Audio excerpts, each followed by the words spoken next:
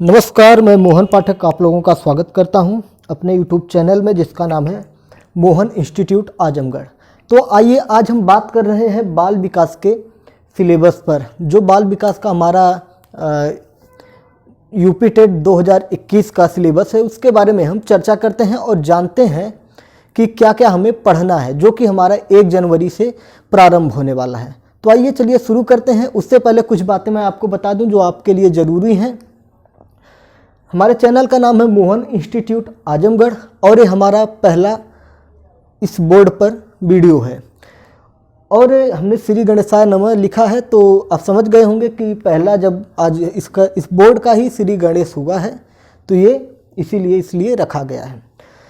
तो कुछ चीज़ें और मैं आपको बता दूं। देखिए अभी ये जो है लेक्चर मैंने यहाँ पे दिया था तो हुआ क्या कि ये जो कॉर्ड होता है ये इसमें ठीक से लगा नहीं था तो पूरा लेक्चर मेरा ख़राब हो गया, जिसमें आवाज़ स्पष्ट नहीं गई तो मुझे फिर से शूट करना पड़ रहा है। तो चलिए मैं फिर से इसको शूट करता हूँ। काफ़ी अच्छे से उसमें एक्सप्लेन मैंने किया था, इसलिए थोड़ा सा निराशा हो रही है। खैर कुछ नहीं, हमेशा होता रहता है ये सारी चीज़ें। तो आइए शुरू करते हैं हम लोग इस सिलेबस के बारे में। आप लोग इंस्टाग्राम पे हमें ज्वाइन कर लीजिए। इंस्टाग्राम पे मोहन इंस्टीट्यूट आजमगढ़ के नाम से हमारा चैनल है। अगर कोई महिला है उसको डर लगता हो कि उसका फ़ोन नंबर कोई ले लेगा तो आप इस चैनल में ज्वाइन कर सकते हैं और यहाँ आपको बेनिफिट ये मिलेगा कि आपका ना ही कोई नाम जान पाएगा, ना ही आप कौन हैं या आपका नंबर। क्यों, सिर्फ इंस्टीट्यूट ही जान सकता है कि इस चैनल से कौन जुड़ा है, ठीक है। और उसमें नंबर किसी का नहीं आएगा, नंबर किसी का आता ही नहीं है। इंस्टाग्राम एक ऐसा ऐप है जहाँ पे नंबर नहीं आता। तो सारी सूचनाएं आपको इंस्टाग्राम पे, इस चैनल के दैनिक कार्यक्रम की सूचनाएं आपको इंस्टाग्राम पर प्राप्त होंगी। तो ये रही कुछ महत्वपूर्ण बातें थी। तो आइए हम शुरू करते हैं बाल विकास और शिक्षा शास्त्र के बारे में। ये जो होता है हमारा 30 नंबर का होता है। कितने नंबर का होता है? 30 नंबर का हमारा ये पेपर होता है यूपी टीईटी में, जो कि एक कहावत है यूपी टीईटी के लिए कि अगर इसमें कम से कम जिसने 20 नंबर नहीं लाए वो यूपी टीईटी क्वालिफाई नहीं कर पाएगा। ऐसी लोगों की मान्यता है। कहीं ना कहीं वो सच भी है, क्योंकि ये काफ़ी बेहद सरल सब्जेक्ट होता है। बस इसको एक बार समझना होता है और रट लेना होता है। यूपी टीईटी में रट्टा मारने का बहुत बड़ा प्रचलन है। आपको हर चीज़ें रट्टा मारनी पड़ेगी, ठीक है। तो आइए, आपको ये सारी चीज़ें स्पष्ट दिखाई तो नहीं दे रही होंगी, पर हम चलिए बताएंगे, आप समझ लीजिएगा क्या क्या चीज़ें होती हैं। तो बाल विकास और शिक्षा शास्त्र पहला टॉपिक ये है। जो आपका सिलेबस इस बार का आया है वो पुराने वाले सिलेबस के ही जैसा है, ठीक है। तो बाल विकास का जो ये टॉपिक है, इसमें बाल विकास और शिक्षा शास्त्र है पहली टॉपिक, जिसमें हम पढ़ेंगे अर्थ, आवश्यकता, बाल विकास का क्षेत्र, बाल विकास, शारीरिक विकास, मानसिक विकास, भावात्मक विकास, भाषा विकास। ये सारी चीज़ें हम लोग उसमें जानेंगे। बाल विकास उन्हें प्रभावित करने वाले कारक, बाल विकास को प्रभावित करने वाले कारक क्या होते हैं? एक तो वातावरण होता है और एक तो उसका वातावरण होता है। बाल विकास को प्रभावित करने वाले कारक होते हैं जो वातावरण होता है और वंशानुक्रम होता है। उसमें आपका वातावरण में आपका विद्यालय आ जाता है, परिवार आ जाता है, समाज आ जाता है, और वंशानुक्रम में वो जो अपने पूर्वजों से प्राप्त करता है, मतलब उसके जो जीन में आता है, वो सारी चीज़ें होती हैं। वो चीज़ हम यहाँ पे पढ़ेंगे। अब देखते हैं सीखने के अर्थ एवं सिद्धांत। सीखने के अर्थ एवं सिद्धांत ये यूपी टीईटी का सबसे महत्वपूर्ण पार्ट है। सीखने का अर्थ एवं सिद्धांत यूपी टीईटी का सबसे महत्वपूर्ण पार्ट है, जिससे आपके 10 से 15 क्वेश्चन सिर्फ यहाँ से आने की संभावना बनी रहती है और बार बार पूछे जाते हैं। इन्हीं के इर्द गिर्द आपके सारे क्वेश्चन आते हैं। तो सीखने के नियम में जैसे थार्नडाइक का था प्रयास एवं त्रुटि का सिद्धांत, ये चीज़ें थार्नडाइक बहुत ही महत्वपूर्ण है। इनसे भी 1-2 क्वेश्चन संभावित रहता है। स्किनर का उद्दीपन अनुक्रिया सिद्धांत होता है। स्किनर ने किस पर प्रयोग किया, किस जानवर पर प्रयोग किया, क्या निष्कर्ष निकाला, क्या चीज़ें हमें बताई, वो चीज़ें हमें स्किनर के अंतर्गत पढ़नी है। कोहलर एक ऐसे वैज्ञानिक थे जिन्होंने एक चिंपैंजी पर प्रयोग किया था। चिंपैंजी का नाम क्या था? बहुत बार ये पूछा गया कि चिंपैंजी का कोहलर ने जिस जानवर पर प्रयोग किया था वो कौन था, तो वो एक चिंपैंजी था। चिंपैंजी का नाम क्या था उसका, तो सुल्तान नाम था, सुल्तान नाम का वो था। कई बार यूपी टेट का आप अगर प्रीवियस ईयर हल करेंगे तो उसमें ये क्वेश्चन आपको बार बार मिलेंगे। ठीक है। जीन पियाजे कहा जाए तो बाल विकास के जान है, प्राण है। इनसे कितने क्वेश्चन फंसते हैं, इनसे 3 क्वेश्चन तो फिक्स हैं। क्या है, इनसे 3 क्वेश्चन फिक्स हैं और एक चौथे के आने की भी संभावना बनी रहती है। आप समझ गए, 30 नंबर में से 3 से 4 क्वेश्चन कौन लाता है, जीन पियाजे लाते हैं। कौन देता है, जीन पियाजे देते हैं। तो आपको जीन पियाजे को बहुत ही अच्छे तरीके से पढ़ना है। जीन पियाजे ने क्या बताया है, बालक की अवस्थाओं के बारे में इन्होंने काफ़ी तरीके से, वो क्या सीखता है, किस अवस्था में क्या सीखता है, वो सारी चीज़ जीन पियाजे पढ़ने में 1 दिन 2 दिन पूरा लग जाएगा। ठीक है। पर यूपी टेट के हिसाब से हम ऐसा आपको पढ़ाएंगे कि एक ही लेक्चर में मैं इसको क्लियर कर दूंगा। अगर आप सुपर टेट के साथ पढ़ेंगे तो कम से कम 3 दिन लग जाएंगे आपको जीन पियाजे को पढ़ने में। वाइगोत्स्की की बात करें तो वाइगोत्स्की से 1 नंबर 2 नंबर फिक्स होता है। सीखने की अवस्था, ये तो पूरा, इससे कब कहाँ क्वेश्चन, कितने क्वेश्चन बनेंगे उसकी कोई गारंटी नहीं। सीखने की कई प्रकार की अवस्थाएं होती हैं, ये सारे लोग इसी पर प्रयोग किए हैं। ठीक है। जितना प्रयोग हुआ है आपको, फिर पठार, सीखने में पठार कैसे होता है आपको मुख्य रूप से स्किनर, कोहलर, पियाजे, वाइगोत्स्की, थॉर्नडाइक और भी कई जो महत्वपूर्ण हैं उनको भी मैं यहाँ पे एक्स्ट्रा रूप में ऐड कर दूंगा। उनसे जैसे हल का सिद्धांत आता है, कई ऐसे हैं जो मैं एक लिस्ट बना के दे दूंगा, जो आप लोग बेहतर तरीके से उसे नोट कर लेंगे और फिर क्या करेंगे, रट्टा मार लेंगे। ठीक है। रट्टा मारिएगा, आपका काम हो जाएगा। मैं यहाँ पे सिर्फ आपको पास करवाने के लिए ही आया हूँ। ज्ञान बांटना होगा तो एग्ज़ाम के बाद ज्ञान खूब बांटा जाएगा। ठीक है। तो ज्ञान नहीं बांटना है, हमें एग्ज़ाम क्वालिफाई करना है। तो एग्ज़ाम क्वालिफाई करने के लिए आपको सिर्फ और सिर्फ यूपी टीईटी के लिए रट्टा मारना है। सीटेट के लिए रट्टा कभी नहीं काम करता है और रट्टा मारना सबसे बुरी आदत है। अगर एग्जाम में यूपी टीईटी के क्वेश्चन में पूछ दिया जाए कि पढ़ने की सबसे खराब विधि क्या है, तो आप रट्टा पर टिक लगाएंगे, 1 नंबर मिल जाएगा। लेकिन आपको खुद रट्टा मार के एग्जाम क्वालिफाई करना है। अगर रट्टा नहीं मारेंगे तो आप यूपी टीईटी कभी नहीं निकाल पाएंगे। ठीक है। कोई भी ऐसा नहीं होगा जो रट्टा बिना मारे यूपी टीईटी निकाल ले, क्योंकि आपको रट्टा मारना, आपको सीधा रट्टा मारना होगा कि स्किनर ने, सीधा क्वेश्चन पूछेगा कि स्किनर ने क्या सिद्धांत दिया था, स्किनर के सिद्धांत का नाम क्या है, या पूछेगा उद्दीपन अनुक्रिया का सिद्धांत किसने प्रतिपादित किया। जब रट्टा मारेंगे तभी ना आप बता पाएंगे कि स्किनर को आपने पढ़ लिया, उनके बारे में इसको रट्टा नहीं मारेंगे तो नहीं। रट्टा मैं इसलिए जोर दे रहा हूँ कि यूपी टीईटी सिर्फ रट्टा का खेल है, यूपी टीईटी रट्टा का खेल है।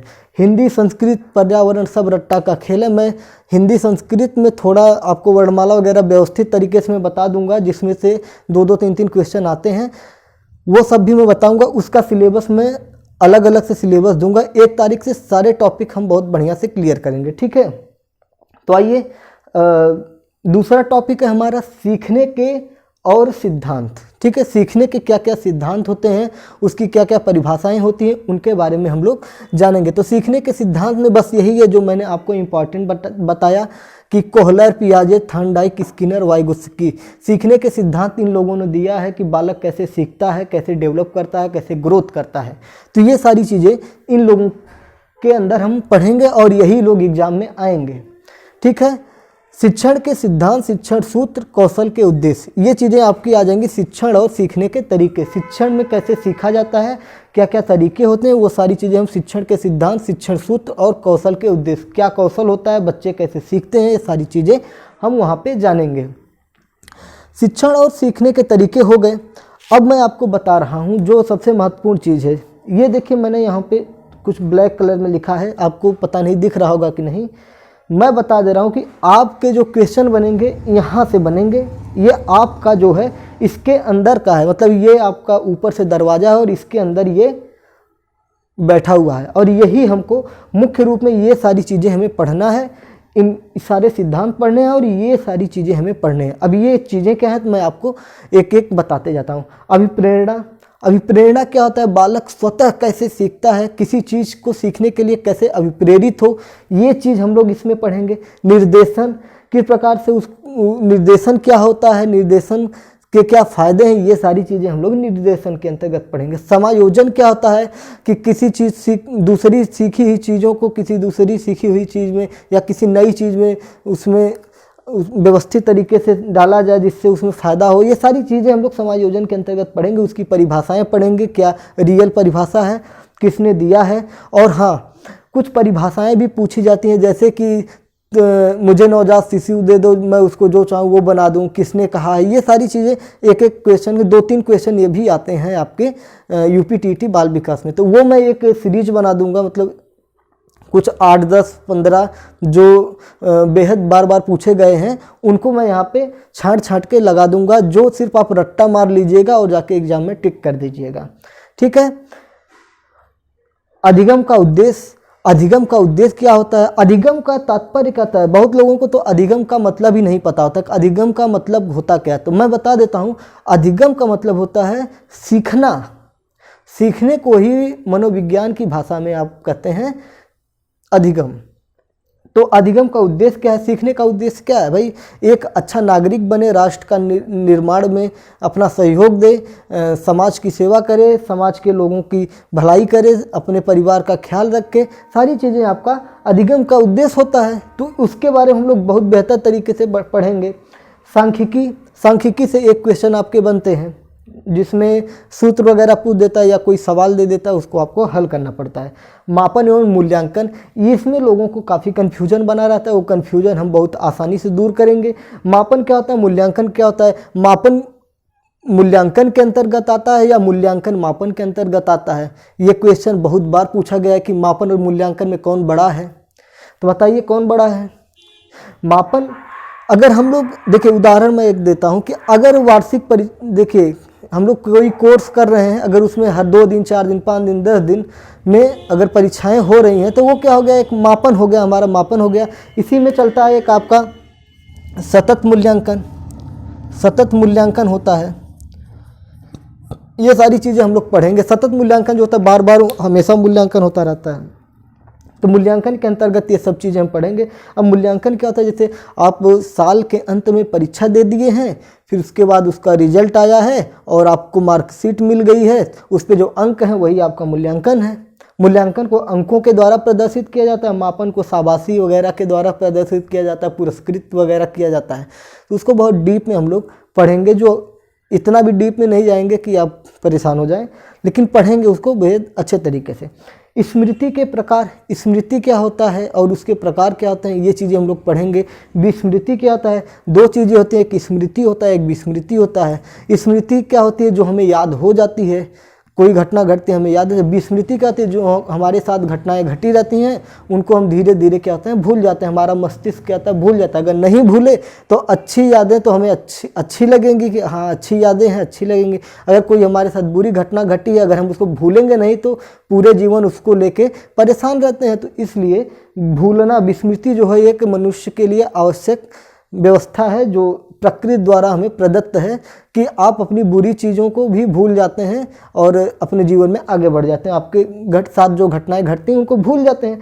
सृजनशीलता और सृजनात्मक, इससे एक क्वेश्चन तो फिक्स है, इससे ज़्यादा भी आपका आ जा सकता है। सीधा पूछेगा कि सृजनशील बालक कैसा बालक होता है, सृजनात्मकता होती क्या है। ये सारी सीटेट में 2 क्वेश्चन तो इससे आते ही आते हैं। यूपी टेट में एक क्वेश्चन फिक्स है। जैसे सृजनशील बालक क्या है, जैसे मान लीजिए कोई टीचर है, उसको सवाल दे दिया और टीचर ने एक मेथड बताया कि बेटा इस सवाल को ऐसे ऐसे लगाना है। तो वो क्या किया, टीचर के मेथड को भी सीखा है, उसे वो पता है, लेकिन उसने क्या किया, उसी मेथड में एक अपना नया प्रयोग किया और एक नई चीज़ें लाके उसमें डाल दी। तो उससे क्या हुआ कि फिर भी आंसर आ गया। तो वो क्या है, एक सृजनात्मक बालक हो गया, क्योंकि उसने एक पुरानी चीज़ को नए तरीके से हल करने की कोशिश की। जैसे ये, चलिए उसको हम बताएंगे बहुत बेहतर तरीके से जब हम लोग सृजनात्मक बालक पढ़ेंगे। ठीक है। समस्या समाधान, बालक के जीवन में समस्याएं क्या होती हैं, बालक पढ़ने में क्यों रुचि नहीं ले रहा है, उसके अंदर क्या दिक्कत चल रही है, उसकी क्या समस्या है, उसको हम जानें। फिर उसके बाद जैसे इसमें क्वेश्चन बन जाता है, कोई बालक पढ़ने में रुचि नहीं ले रहा है, निराश बैठा हुआ है, तो क्या करें। तो क्या उसकी ऑप्शन दे देगा, उसके पिता को बताएंगे, प्रधानाचार्य को बताएंगे, क्लास से बाहर कर देंगे। फिर एक ऑप्शन दिया रहेगा कि उसकी समस्या को जानेंगे, फिर उसका समाधान करने की कोशिश करेंगे। तो आपका ये चौथा ऑप्शन सही हो जाएगा कि उसकी समस्या को जानेंगे, फिर उसकी समस्या को समाधान करेंगे। तो ये सारी चीज़ें हम लोग इसके अंतर्गत पढ़ेंगे। ये क्वेश्चन बनते हैं, बार बार बने हैं और इस बार भी बनेगा। तो ठीक है, रिपीटेड क्वेश्चन यूपी टेट में हमेशा आए हैं और आएंगे। तर्क की बात करें कि बच्चा तर्क कैसे करता है, ये चीज़ें चिंतन हो गया, रुचि हो गई, बच्चे में रुचि कैसे जागृत करें। अब मान लीजिए बच्चों को हमें कुछ पढ़ाना, शेर के बारे में पढ़ाना है। अब बच्चा शेर जानता ही नहीं, अब हम उससे कहें बेटा बच्चा ये शेर है, ये मनुष्य को खा जाता है, बड़े बड़े जानवरों को खा जाता है। तो बच्चा क्या है, अरे कहेगा क्या गुरुजी पगलाए हैं, क्या बता रहे हैं। तो वो क्या है, उसको समझे में नहीं आएगा, उसको रुचि ही नहीं बनेगी, वो कहेगा पागलों की तरह बड़बड़ा रहा है। तो उसको रुचि जागृत करेंगे, बेटा तुम्हारे घर में बिल्ली है, उसकी पूंछ है, उसकी मूंछ है, उसके 4 पैर हैं, बिल्ली भी चूहे खाती है, ऐसे ही एक बड़ा सा जानवर होता है, वो क्या करता है, उसके भी ऐसे ही कान है, उसकी पूंछ है, उसकी मूंछ है, लेकिन वो बिल्ली तुम्हारे घर में रहती है, वो जंगल में रहता है और वो बड़े बड़े जानवरों को खाता है, बिल्ली छोटे छोटे चूहों को खाती है। तो इससे क्या होगा, उसके अंदर रुचि होगा कि ओ बिल्ली है, एक छोटी बिल्ली है, एक बड़ी बिल्ली है। तो ये सारी चीज़ें क्या है, उसको इन चीज़ों के द्वारा, बिल्ली के द्वारा उसको हम शेर या बाघ चीता को पढ़ा देंगे। तो ये एक हो गया, उसमें रुचि पैदा करने की ताकत हो गई। ठीक है, चिंतन हो गया, अवधान हो गया, उसके साथ कोई समस्या है उसको निवारण करने की बात करेंगे। अब कुछ महत्वपूर्ण चीज़ें और हो गई, मूल्य हो गया। मूल्य का मतलब होगा, यहाँ पे मूल्य 2 प्रकार के होते हैं। एक तो आपका ये किसी चीज़ को खरीदे हैं उसका दाम हो गया, लेकिन यहाँ पे मूल्य ये नहीं है। इसमें जैसे आपके अंदर क्या व्यक्तित्व, आपके अंदर क्या चरित्र है, आपके अंदर क्या क्वालिटी है, ये सारी चीज़ें मूल्य के अंतर्गत हम पढ़ेंगे। ठीक है, थकान है कि बालक बार बार थक क्यों जा रहा है, उसको सीखने में रुचि क्यों नहीं बढ़ रही है, क्या है। आदत है, खेल है, अनुकरण है। खेल क्या है, खेल से क्या उसको फ़ायदा होता है, क्या वह खेल के द्वारा क्या कर सकता है, उसको सीखने में खेल कितना लाभदायक है, कौन सा खेल खेलना चाहिए, किस खेल से उसे हानियाँ हैं, ये सारी चीज़ें इसके अंतर्गत आप पढ़ सकते हैं। ठीक है, अनुकरण की बात है कि बच्चा अनुकरण कैसे करता है, अनुकरण की क्या चीज़ें होती हैं। तो बच्चा अनुकरण ठीक है करेगा, कैसे करेगा बच्चा अनुकरण, भाई उसके परिवार में अगर कोई अच्छा है, उसके पास पड़ोस में अच्छे लोग रहते हैं तो वो उन्हीं का अनुकरण करेगा, वो भी अच्छा नागरिक बनेगा। लेकिन उसके परिवार में कोई शराबी है, दारू पी के आता है और रात में उठा के डब्बा पटक देता है, सारी चीज़ें करता है, तोड़ फोड़ मचाता है, मारपीट करता है, झगड़ा करता है, तो बच्चा भी वही धीरे धीरे उसके अंदर भी वही प्रवृत्ति आएगी, देखेगा अच्छा ये कर रहे हैं तो हम भी यही करेंगे, कौन रोकने वाला है। तो ये सारी चीज़ें हैं। और अगर कोई अच्छा है तो वो उन्हें देख के अच्छा बनने की कोशिश करेगा।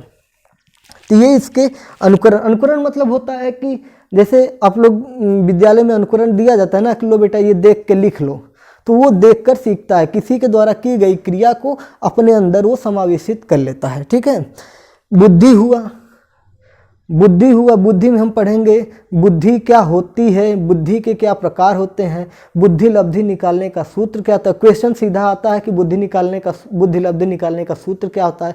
तो ये सारी चीज़ें हम लोग बुद्धि के अंतर्गत पढ़ेंगे। कौन मंद बुद्धि बालक होता है, कौन सामान्य बालक होता है, कौन अति मंद बालक होता है, कौन मूढ़ बालक होता है, कौन मतलब फिर कौन सबसे प्रतिभाशाली बालक होता है। क्वेश्चन बन जाता है कि सबसे प्रतिभाशाली या प्रतिभाशाली बच्चे की बुद्धि लब्धि क्या होती है। तो कई विद्वानों ने कई वैज्ञानिकों ने कई प्रकार की, मिनिमम में आपका 140 सही होता है, उससे बहुत लोग तो 200 भी दिए हैं। एक ऐसे वैज्ञानिक उन्होंने 200 बुद्धि लब्धि दी है, तो उसका कोई वैल्यू नहीं। यूपी टीटी में आपका 140 सही हो जाएगा। 130 भी अगर दिया है तो 130 ऑप्शन में है, 140 नहीं है तो आप 130 लगा देंगे तो वो भी सही हो जाएगा। 140 है तो फिर आप 140 लगाएंगे। ये सारी चीज़ें कैसे पेपर में ट्रिक लगाना वो भी हम बताएंगे। मूल प्रवृत्ति हो गया, उसके अंदर क्या प्रवृत्तियां हैं वो सारी चीज़ें हम जानेंगे। व्यक्तित्व और उसके प्रकार, बच्चे के अंदर क्या व्यक्तित्व होता है, क्या उसके व्यक्तित्व में डेवलप हो रहा है, क्या उसके क्या प्रकार हैं, वो सारी चीज़ें हम लोग इसके अंतर्गत पढ़ेंगे। विकास की अवस्था क्या होती है, विकास की अवस्थाओं से हमेशा क्वेश्चन बना है। ये जितने मैं नीचे ब्लैक कलर में लिखा हूँ, जितना मैं एक्सप्लेन कर रहा हूँ, यही हमें पढ़ना है, यही कोर है। इसी से क्वेश्चन हमारे 30 को 30 क्वेश्चन बनेंगे। यूपी टेट में 28 क्वेश्चन बहुत ही बेहतर आते हैं जो आपके पढ़े होते हैं। 2 क्वेश्चन ऐसे आते हैं कि दुनिया को समझ में नहीं आता है कि वो क्वेश्चन क्या है। अगर आपने सही भी लगाया है तो वो गलत हो जाता है। क्या होता है, पीएनपी कैसे क्या करती है। तो आप लोग हर पेपर को 28 मान के ही चलिए, ठीक है। आप 10 नंबर को छोड़ दीजिए, आप 150 क्वेश्चन मान के ही मत चलिए, आप 140 क्वेश्चन मान के चलिए। आपको अगर आप जनरल कैटेगरी में है तो 140 में से 90 क्वालिफाई आप मानिए, और अगर आप अदर में है तो आप 140 में से 82 मान के जाए। इस टारगेट को लेकर अगर आप चलेंगे, सिर्फ पासिंग मार्क की मैं बात कर रहा हूँ, और एक्स्ट्रा जो आपको लाना है उसके लिए आपको तो काफ़ी कड़ी मेहनत करनी होगी। और मैं तो यही कहूँगा कि आप काफ़ी बेहतर तरीके से पढ़िए, क्योंकि ये 5 सब्जेक्ट अगर आप क्वालिफाई करें तुरंत एग्जाम में, जो आपका सुपर टीईटी होगा उसमें भी ये 5 सब्जेक्ट समावेशित हैं, ठीक है। तो उसमें भी आपको ये पढ़ना है, तो यहीं पे आप पढ़ लीजिए। लेकिन उसमें ये सारी चीज़ें इसकी डबल हो जाती हैं, उसमें और भी ढेर सारी, जैसे उसमें जीवन कौशल पढ़ना है, शिक्षण पढ़ना है, ये सारी चीज़ें उसमें बहुत ज़्यादा डीप में पढ़नी है, ठीक है। तो जैसे विकास की अवस्थाएं हो गई, क्या होता है, बालक होता है गर्भावस्था, शिशु अवस्था, किशोरावस्था, फिर आपकी प्रौढ़ावस्था होती है। तो ये सारी अवस्थाएं होती हैं। लेकिन एग्जाम में अगर पूछे कि अवस्थाएं, बालक की कितनी अवस्थाएं होती है, तो आप 3 लगाएंगे, बाल्यावस्था, किशोरावस्था और प्रौढ़ावस्था। बहुत जगह पे 4 देता है, गर्भावस्था। पूछा जाएगा कि बालक का विकास कब से होता है, तो आप सीधा कहेंगे गर्भ से होता है। ये नहीं कि पैदा हो गया तो उसके बाद उसका, भाई जब से भ्रूण उसके अंदर, भ्रूण का डेवलप होता है तभी से तो उसका विकास शुरू हो जाता है। तो ये सारी चीज़ें हम लोग विकास की अवस्थाओं में पढ़ेंगे। तो उम्मीद है आपको कि ये मेरे द्वारा बताया गया सिलेबस आपको सटीक और समझ में आया होगा। अगर आपको समझ में आ गया होगा सिलेबस, तो आप 1 जनवरी से हमारे साथ लग जाइए। बहुत ही मज़ेदार तरीके से हम लोग पढ़ेंगे, और कुछ ही दिनों में इसको समाप्त करके हम इन पर क्वेश्चन लेके प्रैक्टिस करना शुरू करेंगे। मेरी एक कोशिश है, देखते हैं कितनी सफल होती है, और इस कोशिश में आप लोगों का साथ बहुत ज़रूरी है। तो 1 जनवरी से आप लोग लग जाइए। इंस्टाग्राम इसी नाम से है, मोहन इंस्टीट्यूट आजमगढ़ के नाम से इंस्टाग्राम पे चैनल है। उसमें कोई दूसरा मैसेज भी नहीं करता। आप उसमें जुड़ेंगे तो आप भी मैसेज नहीं कर पाएंगे, उसमें सिर्फ इंस्टीट्यूट ही मैसेज कर पाएगा, आप मैसेज नहीं कर पाएंगे। इसलिए वो एक बेहतर ग्रुप है, वहाँ सिर्फ इंस्टीट्यूट की ही जानकारी आपको मिलेगी। इसके द्वारा प्रोवाइड किए गए PDF नोट्स, क्वेश्चंस आपको वहाँ पे मिलेंगे, ठीक है। कमेंट जरूर करिएगा, अगर आप वीडियो देख रहे हैं तो कमेंट जरूर करिएगा कि कैसा लगा आपको ये सिलेबस, और भविष्य में और क्या हम इंक्रीज कर सकते हैं। ये मेरा पहला प्रेजेंटेशन है बोर्ड पर, और पहली बार मैं मार्कर से लाइव लिख रहा हूँ, ठीक है, कैमरे के सामने। वैसे तो मान लीजिए स्कूल वगैरह में हम लोगों ने लिखा है अपने कॉलेज के दिनों में, लेकिन मैं लाइव इस प्रकार से कैमरे के सामने पहली बार लिख रहा हूँ, और कल ही ये बोर्ड आया है। और स्पेशली मैं यूपी टेट को पढ़ाने के लिए ये बोर्ड मंगाया हूँ, ठीक है। तो मेरी कोशिश को बेकार मत जाने दीजिएगा, और जितनी मैं मेहनत करना चाह रहा हूँ, जितनी भी मेरी ताकत होगी, ऊर्जा होगी, सारी कोशिश मैं कर दूंगा आपको यूपी टेट क्वालिफाई कराने में। जिन भाइयों का, जिन बहनों का, जिन शिक्षा मित्रों का इस बार आखिरी चांस है, वो जी जान लगा दें। मैं अपनी तरफ से पूरी कोशिश करूंगा शिक्षा मित्रों के लिए। और ये मान के चलिए, चैनल बड़ा नहीं है, चैनल नया है, सिर्फ आप लोगों का प्यार और आशीर्वाद मिला तो इस चैनल को एक बड़े मुकाम पर ले जाएंगे, और शिक्षा के क्षेत्र में क्रांति का प्रकाश हम लोग लेके आएंगे, ठीक है। तो चैनल को सब्सक्राइब कर लीजिए। फिर मिलते हैं अगले वीडियो में। जय हिंद, भारत माता की जय।